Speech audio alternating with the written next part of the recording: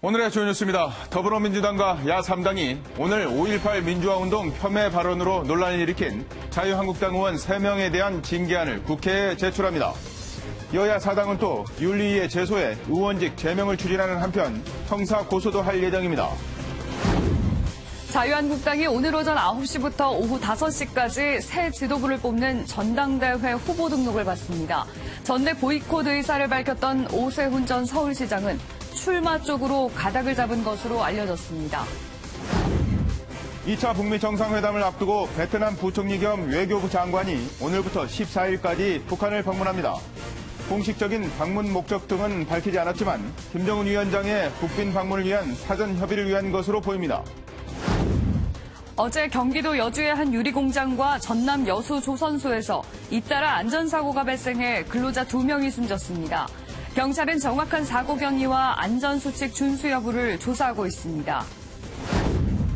국토교통부가 오늘 2019년도 표준지 공시지가를 발표합니다.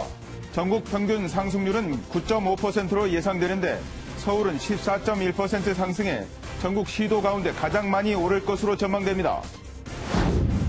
현재 수도권 일부와 충청 지역에 산발적으로 내리는 눈발은 아침에 대부분 그치겠습니다. 중국발 스모그와 대기 정체로 수도권 대부분과 강원 영서, 충청권 전북 지역은 미세먼지가 나쁨 수준을 보이겠습니다. 굿모닝 햄벤입니다. 자유한국당을 뺀 여야 4당 원내대표가 긴급회동을 갖고 5.18 왜곡 발언을 한 한국당 의원 3명의 제명을 추진하기로 했습니다. 오늘 이들에 대한 징계안을 국회에 제출하는 한편 지만원 씨를 포함해 명예훼손 혐의로 고소할 예정입니다. 김도형 기자입니다. 자유한국당을 제외한 여야 4당 원내대표가 한자리에 모였습니다. 여야 4당은 한국당 김진태, 이종명, 김순례 의원에 대해 윤리위에 제소하기로 방침을 정했습니다. 새 의원에 대한 윤리 제소를 4당이 함께 제소를 하고 가장 강력한 조치라는 것은 제명을 해서 국회에서 추방하는 거라고 생각합니다. 5.18 유공자인 민주평화당과 민주당 일부 의원들은 지만원 씨를 포함한 새 의원을 직접 고소하겠다는 뜻도 밝혔습니다. 민주평화당 최경환 의원하고 민주당의 서른 의원이 피해 당사자로서 또 그리고 5.18 유공자로서 직접 형사 고소를 하겠다고 하는 입장을 밝혔습니다. 긴급 의원총회를 연 민주당은 한국당을 향해 해당 의원들의 제명 조치에 동참할 것을 촉구하며 공세를 이어갔습니다. 자유한국당은 5.18을 모독한 김진태, 이종명, 김순례 의원을 즉각 출당 조치하라. 조치하라. 여야 4당이 최고 수준 징계인 제명을 언급하고 있지만 의원직 제명은 재적의원 3분의 2 이상이 찬성해야 하는 만큼 난항이 예상됩니다. MBN 뉴스 김도형입니다. 이번 발언으로 파문이 일파만파 커지자 자유한국당은 당혹감 속에 뒷북 진상조사에 나섰습니다. 발언의 당사자들도 사태의 심각성을 인식한 듯 뒤늦게 해명했습니다. 김종민 기자입니다. 5.18 망언 논란이 확산하면서 무거운 분위기 속에 열린 자유한국당 회의. 김병준 비상대책위원장은 당에 부담을 주는 행위를 하지 말라고 경고하고 진상 파악을 지시하는 등 뒤늦은 자체 수습에 나섰습니다. 그러면서 논란이 된 의원들의 출당과 제명을 요구하는 다른 당의 공세에는 당내 문제라며 파문 확산을 막는 데 안간힘을 썼습니다. 그건 우리 당의 문제죠. 우리 당내 문제고 우리 당에서 처리하도록 또 우리 당에서 고민을 하도록 그냥 놔두시라고. 당 내부에서도 비판과 자성이 나왔습니다. 김무성 의원은 5.18을 부정하는 건 역사 왜곡이자 금도를 넘어서는 것이라고 말했고 장제원 의원도 시대착오적 급진 우경화를 멈춰야 한다고 지적했습니다. 분위기가 심상치 않게 돌아가자 문제 발언의 당사자인 김순례 의원은 사흘 만에 사과의 뜻을 밝혔습니다. 김 의원은 5.18 민주화 운동의 역사적 상징성에 대해선 이견이 없다면서 유공자 선정과 관련해 허위로 작성된 부분이 있다면 바로잡아야 한다는 것이라고 해명했습니다. 김진태 의원은 5.18이 민주화 운동이라는 데는 이의가 없다면서도 유공자 명단을 공개해야 한다는 기존 입장을 유지했습니다. 또 다른 발언 당사자인 이종명 의원은 여전히 침묵하고 있습니다. MBN 뉴스 김종민입니다. 일부 정치인의 5.18 민주화 운동 망언에 대해 청와대가 국민적 합의를 위반하는 발언이라며 공개적으로 유감을 표명했습니다. 5.18 관련 단체들은 항의 집회를 하고 망언의 당사자인 지만원 씨 등을 고발했습니다. 추성남 기자입니다. 청와대는 지난 8일 김순례 자유한국당 의원의 5.18 유공자는 괴물 집단 발언에 대해 국민적 합의를 위반한 주장이라고 밝혔습니다. 김의겸 청와대 대변인은 5.18 민주화 운동 당시 헌정 질서를 파괴한 인물은 이미 법적 심판을 받았고 희생자는 유공자 예우를 받고 있다며 이같이 밝혔습니다. 지난달 한국당이 추천한 5.18 진상규명조사위원회 위원 2명에 대해서는 단호하게 거부 의사를 밝혔습니다. 자유한국당 후보 가운데 권태호, 이동욱 후보는 법에 규정되어 있는 자격 요건을 충족하지 못하였기에 후보 재추천을 요청한 것입니다. 두 사람이 법조인, 교수, 법의학 전공자 등의 분야에서 5년 이상 활동한 사람이어야 한다는 위원 자격 요건에 미달한다고 판단한 것입니다. 다만 차기환 전 판사에 대해서는 5.18에 대해 우려할 만한 언행이 확인됐으나 법률적 자격 요건은 갖춰 재추천을 요청하지는 않는다고 설명했습니다. 국회와 옛 전남도청 앞에서는 5.18 관련 단체들이 잇따라 항의 집회를 열고 망언에 가담한 김순례, 김진태, 이종명 의원을 제명하라고 촉구했습니다. 강주 민주화 운동과 현대사를 패배하고 민주화의 주역인 국민을 우롱하고 모독하는 범죄적 망언을 쏟아. 한 시민단체는 지만원 씨 등 망언 당사자 4명을 명예훼손 등의 혐의로 고발한 가운데 5.18 단체 회원들은 내일쯤 여야 4당 대표를 방문할 계획입니다. MBN 뉴스 추성남입니다. 자유한국당이 전당대회를 예정대로 진행하기로 하고 오늘 하루 후보 등록을 받습니다. 고심하던 오세훈 전 서울시장이 당대표 경선에 출마하는 쪽으로 가닥을 잡는 반면 홍준표 전 대표는 불출마를 선언했습니다. 구경호 기자입니다. 오세훈 전 서울시장은 2차 북미 정상회담 일정과 겹친 자유한국당의 전당대회를 2주 이상 연기해야 한다며 경선 보이콧 입장을 밝혀왔습니다. 하지만 5.18 망언 논란과 함께 반쪽짜리 전당대회 우려가 확산하는 등 당내 위기감이 감돌자 마음을 바꾼 것으로 알려졌습니다. 지난 밤사이 당대표 경선에 출마하기로 가닥을 잡고 다른 후보들과 연쇄 접촉해 자신을 지지해달라고 호소한 겁니다. 닷새 전 출마 선언을 한 오 전 시장은 전당대회 흥행을 위해 일정 조정을 요구해왔습니다. 무능한 과속, 불통, 부패 정권을 심판하고 위기의 대한민국을 구하고자 합니다. 오 전 시장이 합류하게 되면 황교안 전 국무총리와 함께 양강 구도를 형성해 전당대회 흥행을 기대할 수 있다는 전망이 나옵니다. 후보 등록이 오늘 오후 5시까지인 가운데 정우택, 심재철, 안상수, 주호영 의원 등 다른 후보들은 어떤 선택을 내릴지 관심이 쏠립니다. 홍준표 전 대표는 불출마를 선언했습니다. 홍 전 대표는 황 전 총리를 겨냥해 탄핵의 뒤치다꺼리 정당으로 계속 머문다면 당의 미래가 없다고 비난했습니다. MBN 뉴스 구경호입니다. 팜 빈민 베트남 외교부 장관이 오늘부터 3일 동안 북한 평양을 방문합니다. 2차 북미 정상회담 전후로 예상되는 김정은 국무위원장의 하노이 국빈 방문 일정이 논의될지 주목됩니다. 연장현 기자가 보도합니다. 김정은 위원장의 하노이 국빈 방문 가능성이 한층 더 커졌습니다. 베트남 외교부는 어제 SNS를 통해 팜 빈민 베트남 외교장관이 리용호 북한 외무상의 초대로 3일 동안 북한을 방문한다고 밝혔습니다. 2차 북미 정상회담을 2주 정도 앞둔 시점에서 김 위원장의 베트남 국빈 방문 등 2차 회담 전후 일정을 조율할 것이란 분석이 지배적입니다. 김 위원장의 의전 문제를 총괄하는 김창선 북한 국무위원회 부장이 조만간 하노이를 방문할 것이란 관측도 제기된 바 있습니다. 민 장관은 이번 방북에서 김 부장 등을 만나 김 위원장이 베트남 방문 일정과 숙소 등 세부 이전 사항들도 논의할 것으로 보입니다. 김 위원장이 이번에 베트남을 방문하면 김일성 북한 주석 이후 54년여 만에 베트남을 찾는 북한 최고 지도자가 됩니다. 이런 가운데 북미 정상회담 때 북한의 준비 거점으로 활용될 하노이의 북한 대사관 경비도 한층 강화됐습니다.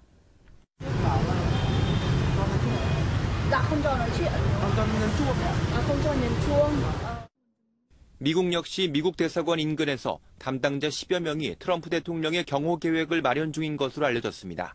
MBN 뉴스 연장현입니다. 2차 북미 정상회담이 열리게 되면 이른바 하노이 선언이 발표되는데요. 단순히 대륙간 탄도미사일 폐기 수준의 스몰 딜에서 그칠지 아니면 종전선언을 포함한 빅딜이 이뤄질지 관심을 모으고 있습니다. 오지혜 기자입니다. 지난해 1차 북미 정상회담에서는 합의문 서명만 하고 헤어진 북미 정상. 이번 2차 회담에서는 과연 얼마만큼 과감한 비핵화 조치에 합의를 보느냐가 가장 큰 관심입니다. 북미가 대륙간 탄도미사일 폐기와 인도적 지원 등 낮은 수준의 조치를 주고받는 스몰 딜에 그칠 수도 있습니다. 반면 북한이 영변외 핵시설과 핵물질 검증을 수용하되 제재 완화와 종전선언을 비롯한 높은 수준의 빅딜 제안이 오갔다는 후문도 있습니다. 다만 미국 입장에선 북한의 약속을 믿었다가 번번이 뒤통수를 맞은 경험이 변수입니다. 북한 입장에서는 전면적인 신고는 못 받겠다는 거거든요. 그럼 미국은 부분적인 신고라도 해라. 아마 그 정도의 수준. 문재인 대통령은 수석 보좌관 회의를 연 자리에서 2차 북미 정상회담을 통해 과감한 비핵화 합의, 이른바 빅딜이 이루어지길 기대했습니다.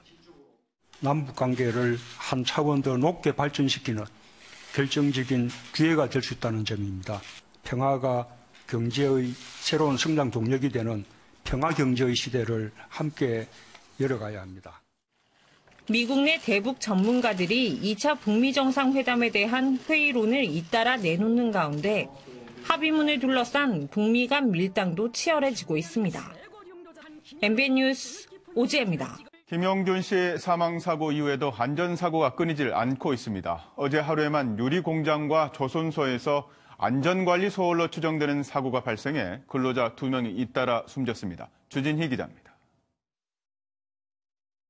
산산이 깨진 유리조각 사이로 한 남성이 누워있고 구급대원이 심폐소생술을 합니다. 어제 오전 11시쯤 경기도 여주의 KCC 유리공장에서 2.5톤의 유리판이 쓰러지면서 작업을 하고 있던 56살 변모 씨를 덮친 겁니다. 변 씨는 곧바로 병원으로 옮겨졌지만 결국 숨졌습니다. 어제 오후 4시쯤엔 전남 여수의 한 조선소에서 선박 구조물의 고정장치가 풀리면서 크레인을 타고 도장 작업을 하던 근로자 2명을 덮쳤습니다. 이 사고로 1명이 숨지고 1명이 다쳤습니다. 경찰은 정확한 사고 경위와 안전수칙 준수 여부 등을 조사하고 있습니다. 화재도 잇따랐습니다. 서울 개봉동의 한 자전거 전문점에서 불이 나 20분 만에 꺼졌습니다. 경찰과 소방당국은 전기난로에서 불이 시작된 것으로 보고 정확한 화재 원인을 조사하고 있습니다. 서울 구로동의 한 양고기 식당에서도 화재가 발생해 소방서 추산 64만 원 정도의 재산 피해가 발생하기도 했습니다. MBN 뉴스 주진희입니다. 국회 앞에서 택시기사가 자신의 몸에 불을 붙여 분신을 시도했다가 병원으로 이송됐습니다. 카카오 카풀 서비스에 반발하면서 벌인 일인데 이번이 벌써 3번째입니다. 안병욱 기자입니다. 멈춰선 택시에서 연기가 쉴 새 없이 나오고 근처에 있던 경찰들이 뛰어옵니다. 불을 끄기 위해 소화기가 분사되자 주변이 뿌옇게 흐려집니다. 어제 오후 개인 택시 운전자인 60대 김모 씨가 차량 안에서 분신을 시도했습니다. 택시기사분 우리 딱 보냈을 때 보니까는 몸에 벌써 차 있었고 이미 옷 같은 데도 불이 붙어가지고 온통 막 아주 검은 상태였어. 김 씨는 사고 직후 인근 병원으로 옮겨졌고 생명에는 지장이 없는 것으로 알려졌습니다. 택시는 국회 정문 방향으로 돌진하면서 길 위에 서 있던 차량 2대와 연이어 부딪혔습니다. 김 씨의 택시 안에선 카카오톡, 카풀 정책에 반대하는 내용의 유서도 발견됐습니다. 정부에서 이렇게 대체 안 하고 서울시는 뭐 하고 있느냐. 거기에 대해서 붕괴를 해가지고. 택시기사가 카풀에 반대하며 분신을 한 건 벌써 3번째. 앞서 지난해 12월에는 최 모 씨가 국회 앞에서 분신했고 지난달 9일에는 임 모 씨가 분신을 해 병원으로 옮겨졌지만 숨진 바 있습니다. 카풀 문제를 논의하기 위해 지난달 출범한 대타협 기구가 어제 3번째로 모였지만 큰 진전을 이루지 못하면서 택시업계와 카카오 간의 갈등은 계속되고 있습니다. MBN 뉴스 안배욱입니다. 엄마를 따라 새벽에 교회를 갔던 4살 여자아이가 유아방에서 잠을 자다 뇌사에 빠졌습니다. 아이가 뒤척인다고 같은 방에 있던 여중생이 마구 때린 게 사망의 원인이었습니다. 노승환 기자입니다. 사건은 한 교회에서 일어났습니다. 새벽 기도를 온 엄마가 4살 딸을 유아방에 재웠는데 옆에서 자던 여중생이 갑자기 아이를 폭행했습니다. 아이가 뒤척여 잠을 방해했다는 게 이유였습니다. 아이는 안타깝게도 그 자리에서 의식을 잃었고 구급차가 출동해 병원으로 옮겼지만 뇌사 상태에 빠지고 말았습니다. 사건 당시 어머니는 잠시 자리를 비운 상태였습니다. 경찰에 붙잡힌 여중생에 대해 법원은 피의자가 청소년이지만 혐의가 무겁다며 구속영장을 발부했습니다. 여중생이 어떤 학생이고 왜 새벽에 유아방에서 잤는지 확인하려고 취재진이 교회에 갔지만 교회는 거절했습니다. 경찰은 여중생을 상대로 구체적인 가해 경위를 계속 조사하고 있습니다. MBN 뉴스 노승환입니다. 배우 안재욱 씨가 음주운전을 하다 적발됐습니다. 음주운전 처벌을 강화하는 이른바 윤창호법이 시행된 지 불과 2달도 안 된 상황에서 연예인들의 음주운전이 잇따르자 비난 여론이 거세지고 있습니다. 서동균 기자입니다.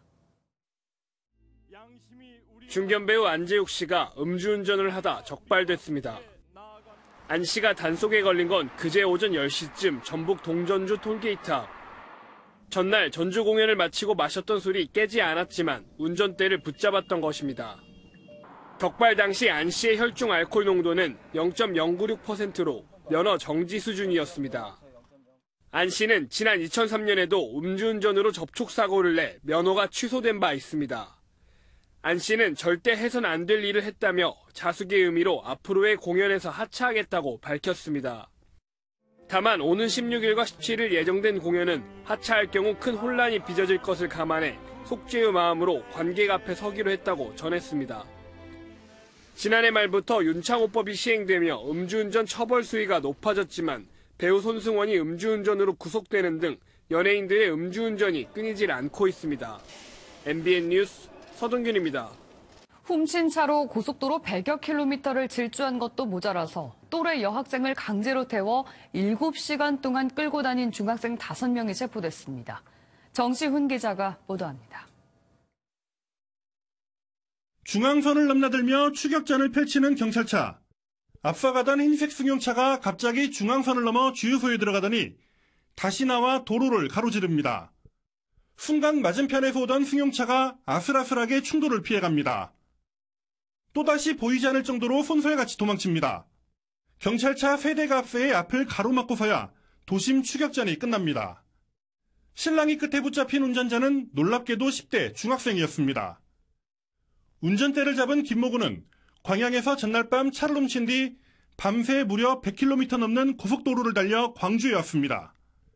이후 채팅 앱으로 만난 또래 여중생을 강제로 태우고 광주 시내를 돌았습니다. 이곳에서 체포될 때까지 무려 7시간 동안 여중생은 공포에 떨어야 했습니다. 차량을 관에 훔쳐가지고 광주로 올라와서 광주에 있는 친구들 하나씩 불러내서 차에다 태우면서 이렇게. 붙잡힌 10대 5명은 어이없게도 그저 놀려고 차를 훔치고 또래 여학생을 강제로 태웠다고 진술했습니다. 경찰은 14세 미만 촉법소년이라 이들을 불구속 입건했으며 재판에 넘기기로 했습니다. MBN 뉴스 정춘입니다. 분양받은 반려견이 배설물을 먹었다는 이유로 환불을 요구한 뒤 이를 거절당하자 반려견을 집어던지는 일이 발생했습니다. 생후 3개월 된 강아지는 결국 목숨을 잃었습니다. 김현 기자의 보도입니다. 지난 9일 강릉의 한 애견 분양가게. 한 여성이 가게 접수대에서 주인과 실랑이를 벌입니다. 흥분한 여성은 가방 속에서 강아지 한 마리를 꺼내 들더니 주인을 향해 집어던집니다. 강아지가 대변을 먹는다는 이유로 환불을 요청했다 거절당하자 이런 행동을 저질렀습니다. 생후 3개월 된 말티즈는 바닥에 떨어져 이튿날 죽고 말았습니다. 해당 영상은 SNS를 통해 삽시간에 퍼져나갔습니다. 영상을 접한 네티즌들은 동물 학대라며 격한 반응을 보였고 청와대 국민청원 게시판에는 처벌 청원이 잇따랐습니다. 이 여성은 숨진 강아지 말고도 해당 가게에서 말티즈 2마리를 분양받았던 것으로 알려졌습니다. 연락처 주인 지금 확인하고 있고요. 던진 여자에 대해서 지금 확인 중에 있습니다. 동물보호법에 보면은 동물 던지는 행위 자체가 처벌 대상이 되는 거니까요. 경찰은 CCTV 영상과 목격자 증언 등을 토대로 정확한 사건 경위를 수사 중입니다. MBN 뉴스 김현입니다. 검찰이 어제 헌정사상 처음으로 사법부 수장이었던 양승태 전 대법원장을 재판에 넘겼습니다. 혐의만 47개에 달합니다. 또한 박병대 고영한 전 대법관도 함께 기소됐는데 사법농단 의혹이 제기된 지 2년 만에 수사는 마무리 단계에 들어섰습니다. 손기준 기자입니다. 검찰이 사법농단 의혹의 정점인 양승태 전 대법원장을 재판거래 의혹 등 47개 혐의로 구속 기소했습니다. 양승태 전 대법원장을 일제강제징용 손해배상 사건 재판 개입, 법관 인사불이익 조치, 법관 비위 은폐 등 사건과 관련하여 구속 기소하고 지난 2017년 3월 이탄희 판사의 폭로로 사법농단 의혹이 불거진 뒤 2년 만입니다. 검찰 출석 당시 양 전 원장은 모든 혐의를 부인했지만 결국 구속 기소돼 법정에 서게 됐습니다. 이 사건에 관련된 여러 법관들 자기들 각자의 직성을 수행하는 과정에서 적어도 법과 양심에 반하는 일을 하지 않았다고 양 전 원장에게는 직권남용과 공무상 비밀누설, 허위 공문서 작성 및 행사 혐의 등이 적용됐고 공소장만 300페이지에 달합니다. 양 전 원장과 공범 관계인 박병대 고영한 전 대법관도 재판에 넘겨졌는데 각각 33개와 18개의 혐의가 적용됐습니다. 앞서 2차례 기소된 임종원 전 법원행정처 차장은 판사들에게 부당한 인사불이익을 가한 혐의로 추가 기소됐습니다. 전직 사법부 수장을 법대 아래 세우면서 사법농단 수사는 마무리 단계에 들어섰지만 양 전 원장이 사실상 모든 공소 사실을 인정하지 않는다는 입장이어서 치열한 법정 공방이 예상됩니다. MBN 뉴스 송기준입니다. 최근 문희상 국회의장이 한 외신과의 인터뷰에서 일왕이 위안부 문제와 관련해 사과해야 한다고 말했는데요. 이에 일본 외무상이 문 의장을 향해 말조심하라고 맞받으면서 노골적으로 불쾌감을 나타냈습니다. 박통일 기자입니다. 대한민국 국회의장이 일본 위안부에 대한 일왕의 사죄를 원한다. 지난 8일 미국 블룸버그 통신이 소개한 문희상 국회의장 인터뷰 기사 제목입니다. 아키히토 일왕을 전쟁 범죄 주범의 아들로 표현한 문 의장은 곧 퇴위를 앞둔 일왕이 위안부 문제를 사과해야 한다고 말했습니다. 문 의장은 그저 한마디면 된다며 할머니의 손을 잡고 진심으로 사과한다면 모든 게 해결된다고 덧붙였습니다. 일본은 문 의장 인터뷰에 즉각 반발했습니다. 고노다로 일본 외무상은 필리핀 방문 도중 기자들을 만난 자리에서 문 의장을 겨냥해 발언을 조심해야 한다고 경고했습니다. 그는 한일 간 합의로 위안부 문제는 완전하고 최종적으로 해결됐다며 제대로 인식하고 발언했으면 좋겠다고 주장했습니다. 지난 2012년에는 이명박 전 대통령이 광복절을 앞두고 아키히토 일왕의 사과를 요구했고 일왕이 한일 우호를 위해서라면 사죄하는 것도 주저하지 않겠다고 말한 게 알려지며 관심이 집중됐습니다. 일본 초계기 위협 비행 이후 커지는 한일 외교 갈등에 대해 미국 언론도 우려를 나타냈습니다. 워싱턴 포스트는 아베 총리는 한국에서 과거 식민 지배를 반성하지 않는 정치인으로 문재인 대통령은 일본에서 반일 대중 감정을 이용하는 정치인으로 각각 인식되고 있다고 지적했습니다. MBN 뉴스 박통일입니다. 기업이 신제품이나 신기술을 내놓을 때 걸림돌이 되는 규제들을 일정 기간 없애주는 규제 샌드박스 제도가 첫 발을 뗐습니다. 서울 도심의 수소차 충전소 설치가 규제 샌드박스 적용 1호 사업으로 선정됐습니다. 서영수 기자입니다. 오는 7월 국회에 현대자동차의 수소차 충전소가 설치됩니다. 그동안 규제에 묶여 서울에 고작 2곳뿐일 정도로 설치가 어려웠지만 정부가 규제 샌드박스 첫 사업으로 도심 내 수소차 충전소 설치를 선정하면서 규제 빗장이 풀렸습니다. 국회를 포함해 서울 도심 내 4곳에 수소차 충전소 설치가 가능해졌습니다. 차량 접근이 용이한 도심에서 수소차 운전자들이 편리하게 충전할 수 있게 되어 수소차 보급 확산에 기여하리라 기대합니다. 관련 업계 역시 각종 중첩 규제로 불가능했던 관문이 열렸다며 반색했습니다.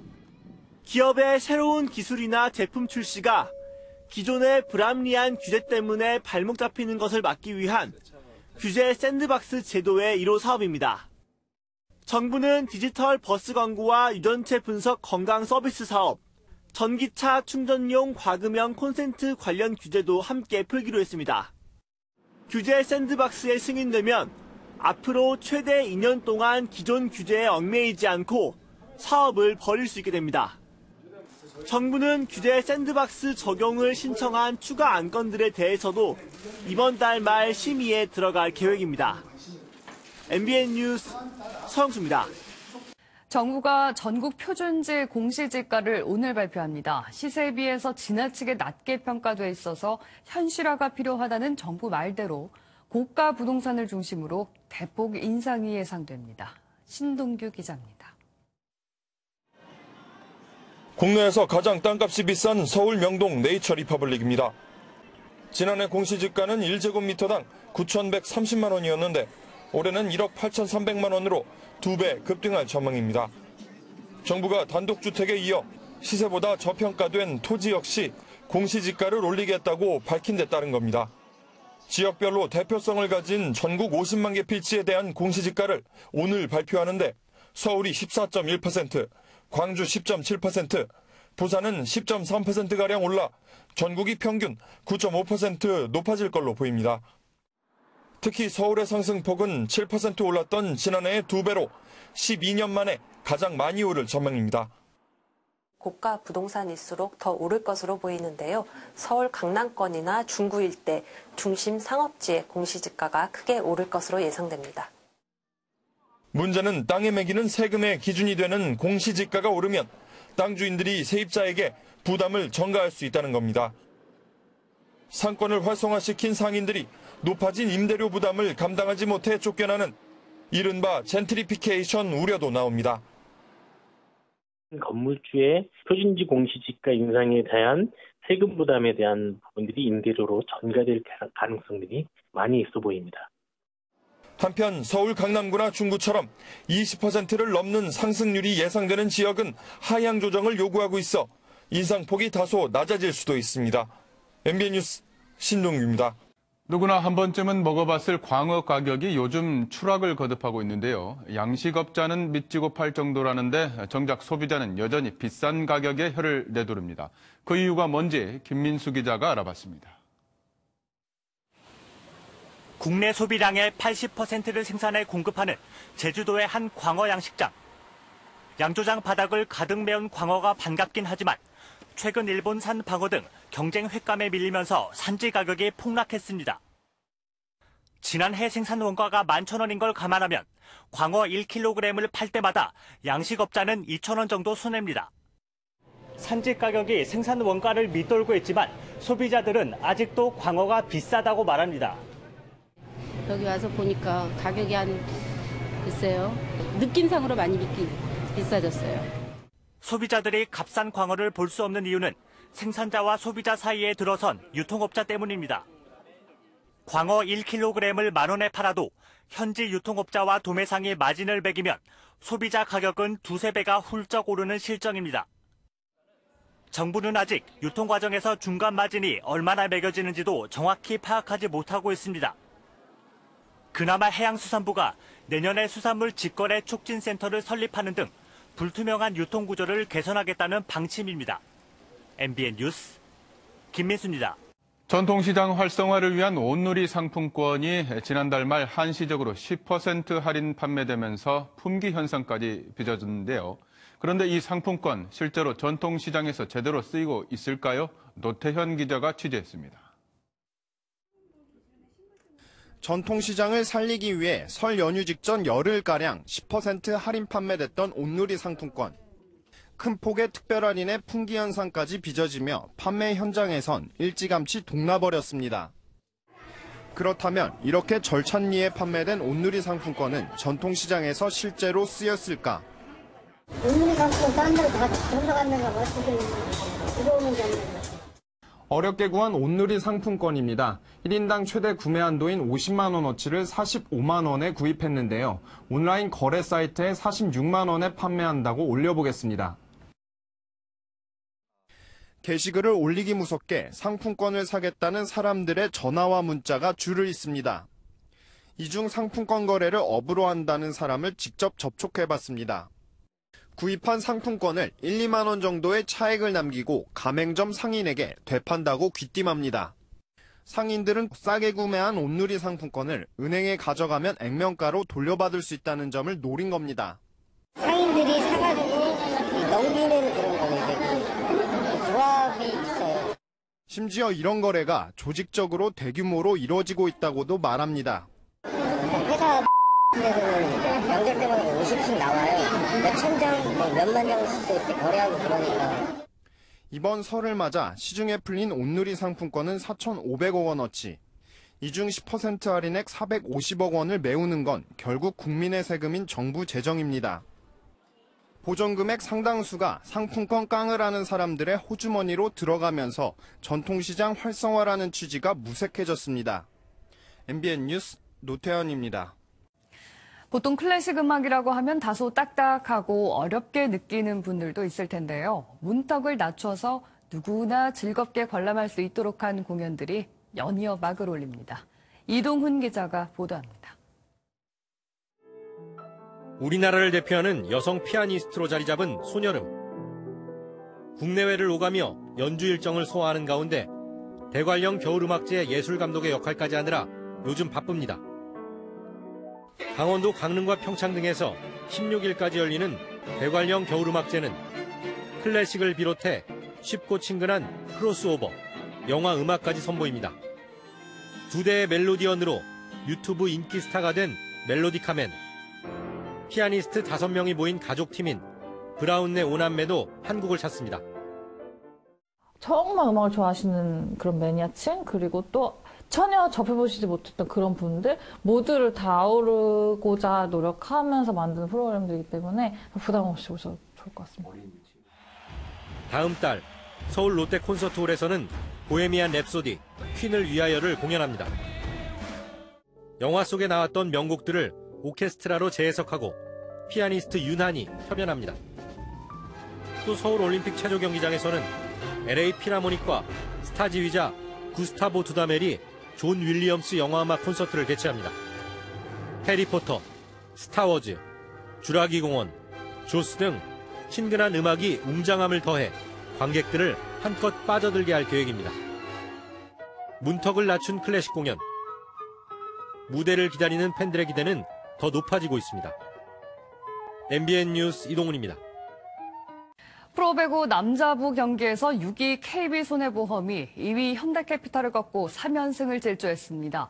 올 시즌 4전 전패 끝에 복수열전에 성공한 KB손해보험. 갈 길 바쁜 현대캐피탈의 발목을 잡았습니다. 김태일 기자입니다.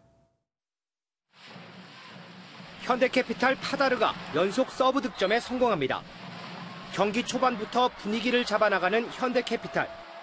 그러나 KB손해보험은 물러서지 않았습니다. KB손해보험이 7대9로 뒤지던 4세트.